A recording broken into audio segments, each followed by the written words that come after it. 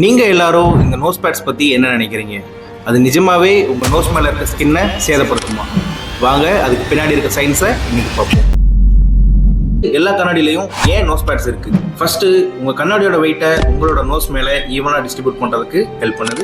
Second, உங்களோட கண்ணாடி கீழே இறங்கிட்டே வராம உங்க நோஸ் மேல கிரிப்பா உட்கார்றதுக்கும் இந்த நோஸ் பேட் ஹெல்ப் பண்ணுது. அதனாலதான் இந்த பட்டன்ஸ் பேரு நோஸ் பேட்ஸ். இந்த நோஸ் பேட்ஸ் நிறைய மெட்டீரியல்ஸ்ல அவைலபிளா இருக்கு. அதுல முக்கியமா பார்த்தோம் அப்படின்னா plastic, silicone, metal and titanium. மோஸ்டா நம்ம யூஸ் பண்றதுல பிளாஸ்டிக் ஆர் சிலிகான் தான் அதிகமாக யூஸ் பண்றோம்.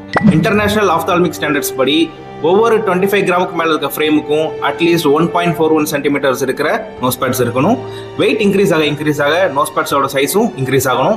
அப்பனா தான் அந்த நோஸ் பேட்ஸ் உங்களுக்கு கம்ஃபர்டபுளா இருக்கும். இதுல இருந்து என்ன தெரியுதுன்னா, ஃப்ரேம்னால உங்க மூக்குல ஏற்படுற பிரஷரை இந்த நோஸ் பேட்ஸ் குறைக்குமே தவிர அதிகப்படுத்தாது, உங்க நோஸையும் சேதப்படுத்தாது. உங்களோட கண்ணாடி உங்க நோஸ் மேல அழுத்துறதுக்கு உங்க நோஸ் பேட்ஸ் மட்டுமே காரணம் கிடையாது.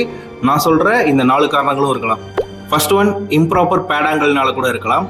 செகண்ட் ஒன், ஹெவியா நீங்க ஃப்ரேம்ஸ் போட்டதுனாலையும் இருக்கலாம். புவர் ஃப்ரேம் அட்ஜஸ்ட்மெண்ட்னாலையும் இருக்கலாம்.